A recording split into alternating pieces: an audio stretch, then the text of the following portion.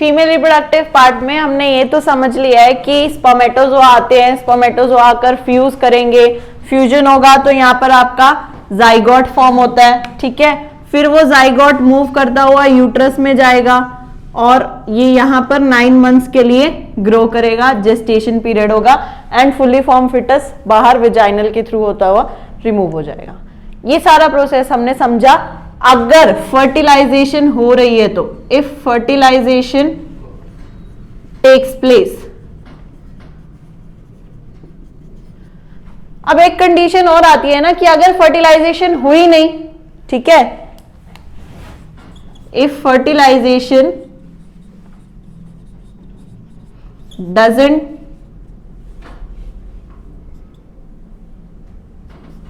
takes place, तब क्या होगा, ठीक है। अब क्या होता है कि अगर फर्टिलाइजेशन नहीं हो रही है, ओवरी है, ओवरी में तो हर मंथ एग की फॉर्मेशन होगी ही होगी। हर एक ओवरी जो है आपकी पेयर ऑफ ओवरी प्रेजेंट है, हर मंथ ओवरी में एग की फॉर्मेशन होती है साइमल्टेनियसली। अगर एक मंथ इस ओवरी में एग की फॉर्मेशन हुई है तो नेक्स्ट मंथ इस ओवरी में एग की फॉर्मेशन होगी, फिर उससे नेक्स्ट मंथ इसमें, उससे नेक्स्ट मंथ इसमें, तो इस तरह से साइमल्टेनियसली एग की फॉर्मेशन होती रहती है। अब हर मंथ एग की फॉर्मेशन हो रही है तो एग मूव करके कहां आएगा, फेलोपियन ट्यूब तक भी आएगा, ठीक है, डेफिनेटली यहां तक आएगा एग जो है वो मूव करके। बट अब यहां पर स्पर्मेटोजोआ नहीं आए, ठीक है, स्पर्म्स नहीं है, क्लियर। अब स्पर्म्स नहीं है तो एग जो है स्पर्मेटोजोआ के लिए वेट करता है फॉर 1 to 2 days, 1 से 2 दिन के लिए एग जो है यहां पर रहेगा। अगर फर्टिलाइजेशन होता है जाइगोट एम्ब्रियो बनता है, फीटस जो है वो रिमूव हो जाएगा, ठीक है, ऑफस्प्रिंग तैयार हो गया। अगर फर्टिलाइजेशन नहीं होता है तो ये एग का क्या होगा। अब ये जो वॉल्स हैं यूट्रस की, ये किसकी बनी हुई होती हैं, ये बनी हुई होती हैं ब्लड वेसल्स की, ठीक है, ये किसकी बनी हुई है, ब्लड वेसल्स की, यानी कि यहाँ पे सारी ब्लड वेसल्स जो है वो प्रेजेंट होंगे। अब अगर यहाँ पर ब्लड वेसल्स प्रेजेंट है तो ये पहले जब स्टार्टिंग में होती है ये आपकी बहुत थिन होती है, पतली होती है, ठीक है, पर एग जब तक आता है तो ये अपने आप को चेंज कर लेती है, किसमें, थिक कर लेती है, थोड़ी सी मोटी हो जाती है यूट्रस की वॉल, ठीक है, थिक और सॉफ्ट हो जाती है, थिक एंड सॉफ्ट या स्पॉन्जी हो जाती है बेसिकली। थिक, सॉफ्ट और स्पॉन्जी क्यों होती है ये, अगर इन केस ये एग के साथ स्पर्मेटोजोआ फ्यूज कर गया, ये जाइगोट बनेगा, जाइगोट यहां आएगा, एम्ब्रियो यहां आएगा, एम्ब्रियो यहां आकर अगर स्टोर होगा तो ये जो लेयर है ये थिक होनी चाहिए, सॉफ्ट होनी चाहिए, ठीक है। अगर ये बहुत पतली होती तो एम्ब्रियो धीरे धीरे साइज ग्रो कर रहा है, ठीक है, ये क्या हो जाएगी, टूट जाएगी बहुत थिन होने की वजह से, ठीक है। या अगर हार्ड होती तो ये एम्ब्रियो की ग्रोथ में अफेक्ट कर सकती थी, उसको ग्रो ना होने देती या उसको नुकसान पहुंचा सकती थी अगर हार्ड होती। तो इसलिए कैसी होनी चाहिए, थिक होनी चाहिए और सॉफ्ट होनी चाहिए, ताकि अगर एम्ब्रियो ग्रो कर रहा है तो ये टूटे भी ना, और सॉफ्ट होगी तो उस एम्ब्रियो को भी कोई नुकसान ना हो। तो इसलिए ये हर मंथ जो यूट्रस की वॉल है अपने आप को थिन से थिक करती है और सॉफ्ट करती है, ठीक है। बट अगर ये तब है थिक से थिक होएगी जब आपका फर्टिलाइजेशन होनी है, उसको हर मंथ तैयारी करनी है। अगर फर्टिलाइजेशन नहीं हुई तो ये थिक और सॉफ्ट वाली जो वॉल है ये क्या हो जाती हैं, ब्रेक हो जाती है, ये ब्रेक हो जाएंगी, टूट गई। ये जो वॉल्स है ये अगर टूटेंगी तो क्या रिलीज होगा, ऑब्वियसली ब्लड वेसल की बनी हुई है तो क्या रिलीज होगा, ब्लड एंड म्यूकस, ठीक है, दो चीजें रिलीज होंगी, ब्लड एंड म्यूकस। तो इसी ब्लड एंड म्यूकस के फ्लो के साथ आपका जो ये एग है ये भी रिलीज आउट हो जाता है, ठीक है, क्योंकि फर्टिलाइजेशन तो हुई नहीं, एग का फ्यूजन नहीं हुआ, तो ये एग भी इसके साथ रिमूव आउट हो जाएगा। अब ये जो ब्लड एंड म्यूकस का रिमूवल हो रहा है, removal of blood and mucus from vaginal part, ये वेजाइनल पार्ट है, यहां से ये टूटेंगी और यहीं से ये रिमूव होगा जो भी ब्लड और म्यूकस है। इस प्रोसेस को हम क्या नाम देते हैं, menstruation. So menstruation is a bleeding face occur in a female, ठीक है। ये जो ब्लीडिंग फेस है, ये जो फीमेल में हो रहा है, ये ब्लड जो है ये रिलीज हो रहा है, उस फेस को हम क्या बोल रहे हैं? मेंस्ट्रुएशन। मेंस्ट्रुएशन जो है वो हमेशा 28 डेज बाद परफॉर्म हो ही जाती है, ठीक है, 28 डेज बाद रिपीट होगी ही होगी। तो menstruation is a 28 days cycle, ठीक है। आफ्टर 28 डेज फिर से मेंस्ट्रुएशन जो है वो परफॉर्म होगी। जो ये ब्लीडिंग फेस होता है, मेंस्ट्रुएशन का टाइम पीरियड होता है, ये कितने दिन के लिए होता है? 5 to 7 डेज। 5 to 7 डेज जो है वो ब्लीडिंग होती रहती है विजाइनल पार्ट से, ठीक है। आफ्टर 5 to 7 डेज जो थिक वाली या सॉफ्ट वाली स्पॉन्जी लेयर है वो आपकी फिर से थिन में कन्वर्ट हो जाएगी और ये क्या करने लगेगी? वापस से थिक होने की शुरुआत कर देगी।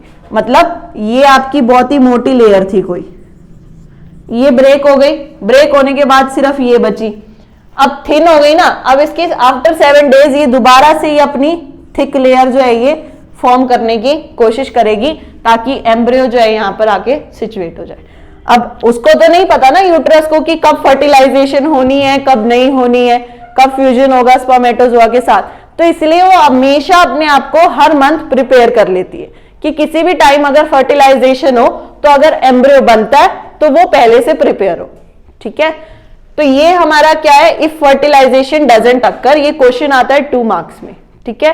फर्टिलाइजेशन नहीं होगी तो क्या होगा? तो ये सारा प्रोसेस हो रहा है, उसमें आपको मेंस्ट्रुएशन भी एक्सप्लेन करना है। मेल रिप्रोडक्टिव सिस्टम के बारे में, ठीक है, ये डायग्राम बनाया है, मेल रिप्रोडक्टिव सिस्टम का डायग्राम है।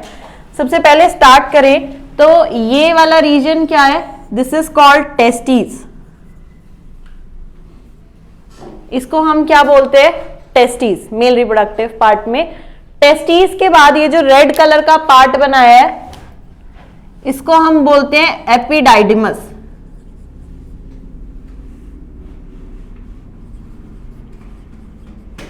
एपिडाइडमस।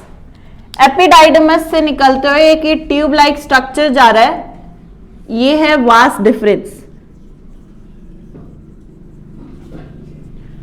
वास डिफरेंस के बाद ये यहां से होते हुए कंबाइन करते हुए इधर आ रही है, ये जो ट्यूब आ रही है इसको हम बोल रहे हैं यूरेथ्रा, ठीक है। This tube is called urethra.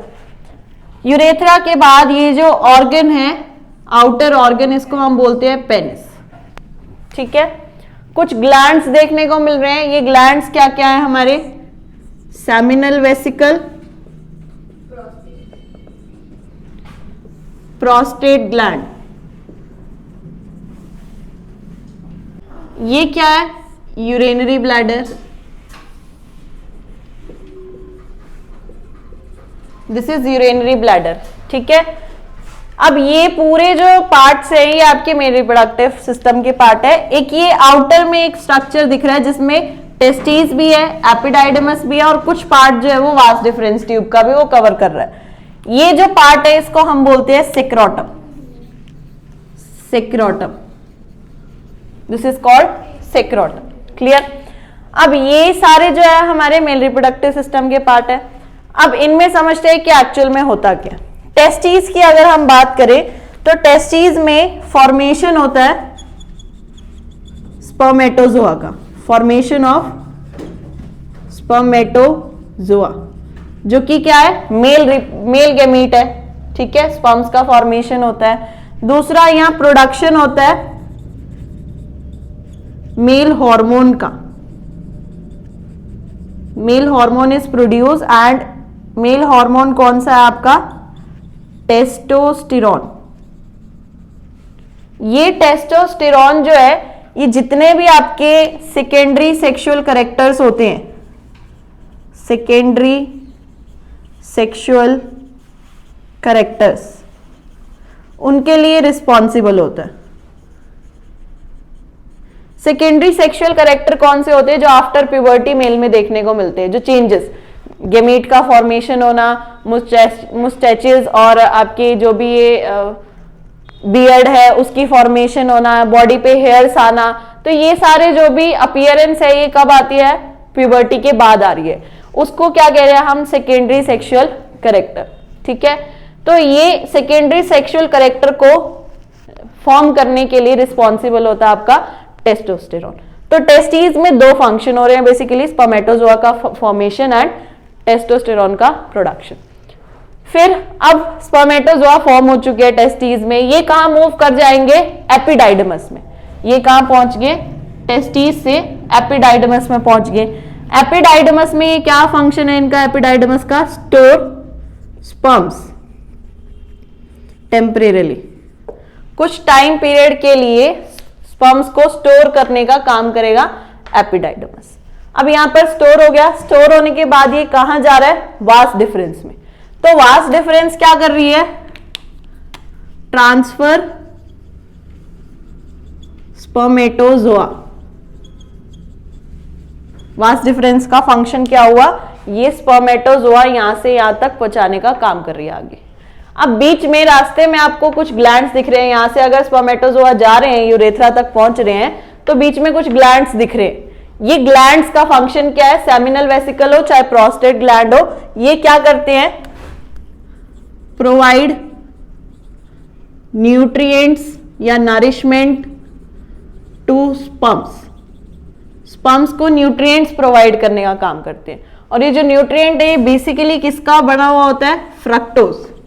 इसमें क्या मटेरियल होता है? फ्रक्टोज। ये कुछ प्रोटीन्स जो है वो पाए जाते हैं। So other chemical fructose and proteins, seminal vesicle and prostate gland ये बने हुए होते हैं। और ये एक और काम कर रहे हैं, स्पर्म्स को लुब्रिकेट करने का काम कर रहे हैं। Help to lubricate the sperms for easy passage. Sperms जो है वो आसानी से आगे यूरेथ्रा तक मूव कर जाए, उसको मूव करवाने के लिए ये जो है वो लुब्रिकेशन का काम करते हैं, लुब्रिकेट करते हैं। Then urinary bladder, urinary bladder हमें पता ही है, it stores urine, urine store करता है यहां से। अब देखो अगर हम यहां पर एक डिफरेंस देखें, ये जो यूरेनरी ब्लैडर से ट्यूब आ रही है, ये मैं रेड से मार्क कर रही हूं, ये यूरेनरी ब्लैडर से ट्यूब आ रही है, ये और आपकी जो वास डिफरेंस हो रही है, ये एक कॉमन पॉइंट पे क्या हो रहे हैं? कंबाइन कर रहे हैं।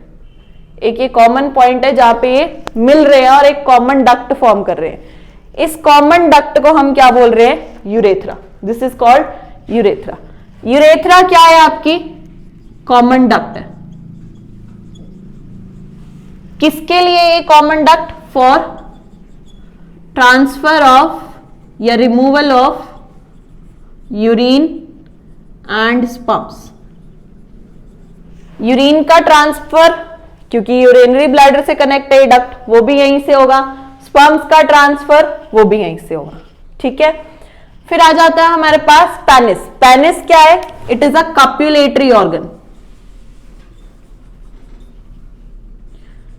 During mating between male and female, जब मेल और फीमेल के बीच में मेटिंग होती है तो ये कप्युलेटरी ऑर्गन है जो वेजाइनल पार्ट में इंसर्ट होगा, एंड उसके बाद जो स्पर्मेटोजोआ है वो रिलीज होंगे into vaginal and then cervix से होते हुए वो कहां पहुंचेंगे? फेलोपियन ट्यूब में रीच कर जाएंगे। ठीक है, अब सबसे लास्ट में एक चीज है जो हमने अभी तक बात नहीं करी है, दैट इज सेक्रोटम। बाकी सब पार्ट्स के बारे में हमने समझ लिया क्या किसका फंक्शन है। सेक्रोटम क्या करता है? टेस्टिस जो है उनको क्या करना है? स्पर्म्स को फॉर्म करना है। अब स्पर्म्स को फॉर्म करने के लिए एक पर्टिकुलर टेम्परेचर चाहिए होता है। ठीक है, वो टेम्परेचर कौन प्रोवाइड करता है? सेक्रोटम। तो इट प्रोवाइड टेम्परेचर। अब कितना टेम्परेचर प्रोवाइड करना होता है? Lower than normal body temperature. Normal body temperature से लोअर होना चाहिए, यानी कि लोअर बॉडी टेम्परेचर कितना है हमारा? 37 डिग्री, 37 डिग्री सेल्सियस है। इससे लोअर होना चाहिए कितना? 1 to 2 डिग्री सेल्सियस कम होना चाहिए। तो अगर आप 37 में से 1 to 2 डिग्री माइनस कर दोगे, कितना आ गया? या तो 35 डिग्री सेल्सियस या 36 डिग्री सेल्सियस जो है, ये टेम्परेचर चाहिए होता है स्पर्मेटोजोआ की फॉर्मेशन के लिए। अब ये टेम्परेचर आपको बॉडी के अंदर तो नहीं मिल सकता। बॉडी के अंदर अगर ये रहेंगे, टेस्टिस अगर बॉडी के अंदर रहेगी तो वो टेम्परेचर तो 37 ही होता। ठीक है, तो ये जो है ये पूरा पार्ट ये outside the abdominal cavity situated होती है। ठीक है, this structure is situated outside the abdominal cavity, ताकि लोअर टेम्परेचर जो है वो प्रोवाइड किया जा सके। बाहर सिचुएटेड होगी लोअर टेम्परेचर प्रोवाइड करने के लिए, क्योंकि अंदर तो टेम्परेचर 37 डिग्री सेल्सियस होगा और बाहर जो टेम्परेचर है वो थोड़ा सा लोअर है, और उस टेम्परेचर को कौन मेंटेन कर रहा है? सेक्रोटम। तो ये कुछ पार्ट्स है, testis, epididymis, vas deferens, seminal vesicle and prostate gland, दोनों ही ग्लैंड है हमारे, urinary bladder, urethra, penis and scrotum. इसके साथ हमारा मेल रिप्रोडक्टिव सिस्टम जो है वो पूरा कंप्लीट होता है। टेस्टिस जो है, टेस्टिस हमें ध्यान रखना है कि टेस्टिस ये हमारी पेयर में होती हैं, पेयर ऑफ टेस्टिस जो है यहां पर प्रेजेंट होगा।